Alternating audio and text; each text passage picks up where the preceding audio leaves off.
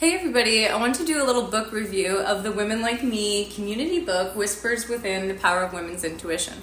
This is a great little book, especially if you're new to intuition, not quite sure what it is, not really tapping in and using it yourself. That's a great level to be at when you read this book.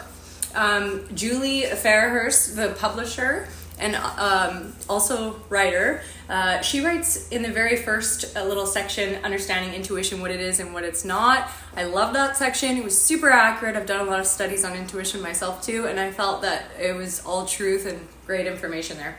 There was a little section in here by Emily. I really enjoyed that one. Then there was section 4, Nancy Beaulieu, that's me. I wrote about raising your vibration. That's highly valuable information to absolutely everyone in the world.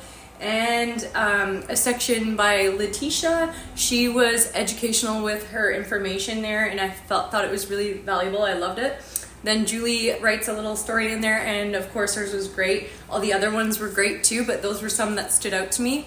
But yeah, if you haven't tapped into your intuition yet or you want to learn more about it, I highly recommend this book.